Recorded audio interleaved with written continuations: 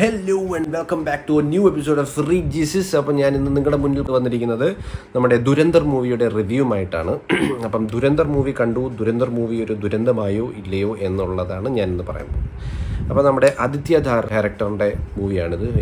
He's known for Uri സിനിമകളുടെ article 370 ഉറി ഒക്കെ എടുത്ത ഡയറക്ടറാണ് പുള്ളിയുടെ പടമാണ് ദുരന്തർ. അപ്പോൾ ദുരന്തർ എന്ന് പറയുന്ന സിനിമയുടെ ഒരു പ്രശ്നം എന്ന് വെച്ചാൽ അതൊരു 3.5 മണിക്കൂറുണ്ടായിരുന്നു സിനിമ. അപ്പം 3.5 മണിക്കൂർ എന്ന് പറയുമ്പോൾ ഓബ്വിയസ്ലി നമ്മൾ അതിലൊരു 1.5 മണിക്കൂർ ഉറങ്ങും എന്ന് പ്രതീക്ഷയാണ് ഞാൻ പോയത്. പ്രത്യേകിച്ച് എനിക്ക് ഈ ഇടയായിട്ട് സിനിമ തിയേറ്ററിൽ പോയിട്ട് ഒന്നുകിൽ സിനിമയുടെ ഫസ്റ്റ് ഹാഫ് അല്ലെങ്കിൽ സെക്കൻഡ് ഹാഫ് ഉറങ്ങുന്നൊരു ശീലമുണ്ട്. അപ്പോൾ അതുകൊണ്ട് ഞാൻ മിക്കവാറും മോസ്റ്റ് പ്രോബബ്ലി ഞാൻ ഉറങ്ങുമായിരിക്കും എന്നുള്ള പ്രതീക്ഷയിൽ പോയി. പക്ഷേ അതിശയകരമായിട്ട് ഞാൻ ഉറങ്ങിയില്ല. അത് എന്തുകൊണ്ടാണെന്ന് എനിക്കറിയില്ല. സിനിമ അത്രയ്ക്ക് ഇഷ്ടപ്പെട്ടുകൊണ്ടാണെന്ന് നിങ്ങൾ വിചാരിക്കില്ല, അതുകൊണ്ടല്ല. എന്തോ ഉറക്കം വന്നില്ല, ഉറങ്ങിയില്ല, അത്രേ ഉള്ളൂ. അപ്പം anyways, coming back to the movie, 3.5 hours കൂടുതൽ ഉണ്ടായിരുന്നു മൂവി. പക്ഷേ ഇത് മൂവി വാസ് ഓക്കെ ആക്ച്വലി. അതായത് സ്റ്റാർ കാസ്റ്റിൻ്റെ കാര്യം പറയുകയാണെങ്കിൽ കുറേ പേരുണ്ട്. സ്റ്റാർ കാസ്റ്റ് എന്ന് പറയുമ്പോൾ രൺവീർ സിംഗ് ഉണ്ട്, അക്ഷയ് ഖന്ന ഉണ്ട്, സഞ്ജയ് ദത്ത് ഉണ്ട്, മാധവനുണ്ട്, പിന്നെ നമ്മുടെ സാറ അർജുൻ എന്ന് പറയുമ്പോൾ നമ്മുടെ ദൈവത്തിരുമകളിലെ ആ കുഞ്ഞു ബാലിക ഇതിൽ നമ്മുടെ രൺവീർ സിംഗിൻ്റെ നടിയാണ്. അത് കുറച്ച് ഡൈജസ്റ്റ് ചെയ്യാൻ പാടായിരുന്നു. പക്ഷേ ദ റിയൽ സ്റ്റോറി നിങ്ങൾക്കറിയാമല്ലോ. റിയൽ സ്റ്റോറിയിൽ അതുപോലെ നല്ല ഏജ് ഡിഫറൻസ് ഉണ്ടായിരുന്നു. ഈ പറയുന്ന പെൺകുട്ടിയും ഈ പറയുന്ന സോൾജറും തമ്മിൽ നല്ല ഏജ് ഡിഫറൻസ് ഉണ്ടായിരുന്നു. സ്പൈ സോൾജർ അപ്പം പോട്ടെ. അപ്പോൾ അതാണ് കാര്യം. പിന്നെ രൺവീർ സിംഗ്, ഓക്കെ, മെയിൻ കാര്യം പറയാം. രൺവീർ സിംഗ് എനിക്ക് I'm not a Ranveer Singh fan. എനിക്ക് സത്യം പറഞ്ഞാൽ രൺവീർ സിംഗിനെ അത്ര ഇഷ്ടമല്ല. കാര്യം രൺവീർ സിംഗിൻ്റെ ഓൾമോസ്റ്റ് എല്ലാ മൂവീസും ഞാൻ കണ്ടിട്ടുണ്ട്. മൂവീസെല്ലാം ഞാൻ കണ്ടിട്ടുണ്ട്. പക്ഷേ രൺവീർ സിംഗിൻ്റെ അത്ര വലിയ ഫാനല്ല ഞാൻ. രൺവീർ സിംഗിൻ്റെ അഭിനയം എനിക്ക് അത്ര കാര്യമല്ല.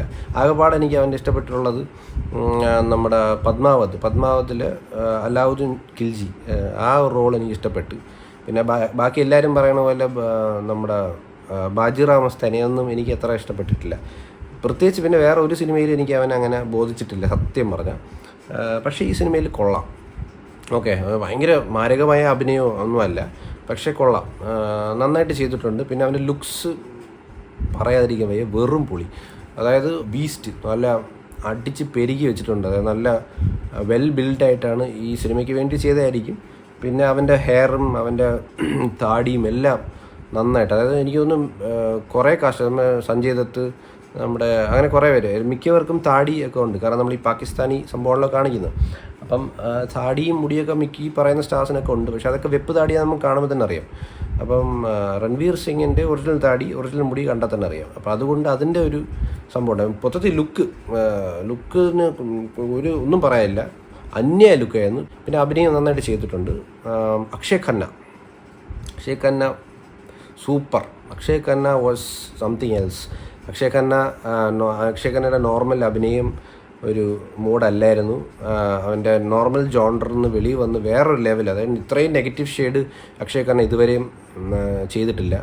നല്ല ഭംഗിയായിട്ട് ചെയ്തു, സൂപ്പറായിട്ട് ചെയ്തു. Akshay Khanna was the show stopper. Akshay Khanna was the best. മൂവിയിൽ ഏറ്റവും നന്നായിട്ട് ചെയ്തത് അക്ഷയ് ഖന്നയായിരുന്നു. പിന്നെ അതുപോലെ തന്നെ രൺവീർ സിംഗും കൊള്ളായിരുന്നു.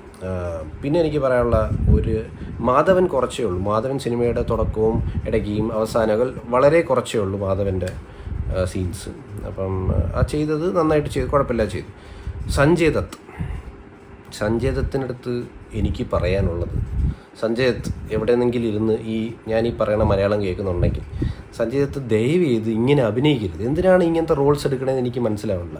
കാരണം സഞ്ജയ് ദത്തിനെ പോലെ ഇത്രയും കാലിബറുള്ള നല്ലൊരു നടൻ ആ ലെവലിൽ, അതായത് വില്ലൻ റോളാണെങ്കിലും പിന്നെ അങ്ങനത്തെ മാസീവ് റോൾസൊക്കെ, അത്ര മാച്ചോ റോൾസൊക്കെ എടുക്കാൻ പറ്റിയ അങ്ങനെ ചെയ്തിട്ടുള്ള ആളാണല്ലോ സഞ്ജയ് ദത്ത്. അങ്ങനത്തെ ഒരാൾ ഇങ്ങനത്തെ റോൾ എടുത്ത് എന്തിനാണ് ഇങ്ങനത്തെ കോമാളിയാകുന്നത് എനിക്ക് മനസ്സിലാവില്ല. കാരണം സഞ്ജയ് ദത്ത്, സത്യം പറഞ്ഞാൽ എനിക്ക് സഞ്ജയ് ദത്തിൻ്റെ ആ ഒരു റോൾ ഇഷ്ടപ്പെട്ടില്ല. ഇതേപോലെ തന്നെ സഞ്ജയ് ദത്ത് ഈയിടെയായിട്ട് ഇതുപോലത്തെ കുറേ റോളുകൾ എടുക്കുന്നുണ്ട്. ഷാറുഖ് ഖാൻ്റെ പഠാനാണോ അതോ പഠാനാണെന്ന് തോന്നുന്നു, പഠാൻ പോലെ വേറൊരു സിനിമയുണ്ടല്ലോ ഷാറുഖ് ഖാൻ്റെ, അങ്ങനെ പേര് മറന്നുപോയല്ലോ. പഠാൻ പോലെ തന്നെ ഒരു ജവാൻ. ജവാൻ ആ ജവാനിൽ ഇതേപോലെ തന്നെ പഠാനിലോ ജവാനിലോ ഏതിലോ ഒന്നിലും സഞ്ജയ് ദത്ത് ഇതേപോലെ തന്നെ പോലീസിൻ്റെ റോൾ, ഒരു മലയാളി എന്നും പറഞ്ഞിട്ട് മുണ്ട് കൊടുത്തുകൊണ്ട് വരും, ഒരു വളിക്ക് റോള്, അതേപോലെ ഒരു വളിക്ക് പോലീസ് റോളാണ് ഇതിലും. എന്തിനാണ് സഞ്ജയ് ദത്ത് അത് കയറി അഭിനയിച്ചതെന്ന് എനിക്ക് അറിഞ്ഞൂടാ. എന്തായാലും ഇനിയെങ്കിലും സഞ്ജയ് ദത്ത് അങ്ങനെ അഭിനയിക്കാതിരിക്കും. KGF മാസമായിട്ട് വന്ന് മറ്റേ കാട്ട വില്ലനായിട്ട് വന്ന് സൂപ്പറായിട്ട് അഭിനയിച്ച സഞ്ജയ് ദത്ത് എന്തിനാണ് ഇതൊക്കെ ചെയ്യണമെന്ന് എനിക്ക് അറിഞ്ഞൂടാ. എന്തായാലും സഞ്ജയ് ദത്തിൻ്റെ റോൾ വാസ് എ വെരി ഊളർ role. Okay, being said that നമ്മുടെ അക്ഷയ് ഖന്നയുടെ ഞാൻ പറഞ്ഞ പോലെ വാസ് സൂപ്പർ. പിന്നെ രൺവീർ വാസ് ഓക്കെ, രൺവീർ നന്നായിട്ട് അഭിനയിച്ചു. അവസാനമൊക്കെ എൻഡിങ്ങൊക്കെ കുറച്ച് ലാസ്റ്റ് മറ്റേ ഫൈറ്റിലൊക്കെ ഇങ്ങനെ കയറൊക്കെ മറ്റേ കഴുത്തി കൂട്ട് കയറൊക്കെ ഇങ്ങനെ വലിച്ചു പിടിക്കണൊക്കെ സീനുണ്ട്. അപ്പോൾ അതിനകത്തൊക്കെ എനിക്ക് തോന്നുന്ന മറ്റേ ഈ അവാർഡ് വിന്നിങ് അഭിനയം കൊണ്ടുവരുത്താൻ വേണ്ടിയിട്ട് ചെയ്ത ഒരു സാധനമാണെന്ന് തോന്നുന്നു. അത് ഇത്തിരി കയ്യിൽ നിന്ന് പോയി, ഇങ്ങനെ പിടിച്ച് വലിച്ച് മറ്റേ പണ്ട് ഷാറുഖ് ഖാൻ ഡറിൽ മറ്റേ ബാസീകറിലൊക്കെ ചെയ്യുമ്പോൾ ഇങ്ങനെ നമ്മൾ കണ്ണൊക്കെ പിടച്ച് വെളിയും ആ ഒരു സാധനമുണ്ട്. അത് വർക്കൗട്ടായില്ല. രൺവീർ സിംഗ് അത് ശ്രമിച്ച് നോക്കിയതാണ്. ഇതിൽ അവസാനത്തെ ഞാൻ അഭിനയിച്ച് ഞാൻ ആ അവാർഡും കൊണ്ടുപോകും എന്നുള്ളൊരു സംഭവം ശ്രമിച്ചു, പക്ഷേ അത് വർക്കൗട്ടായില്ല. ആ ഒരു സാധനം വർക്കൗട്ടായില്ല. നോർമലായിട്ട് അഭിനയിച്ചാൽ മതിയായിരുന്നു, അത്ര ഓവറാക്കണ്ടായിരുന്നു. പക്ഷെ കുഴപ്പമില്ല, ഞാൻ പറഞ്ഞു അവൻ്റെ ലുക്സിൽ അത് കോംപ്രമൈസായി.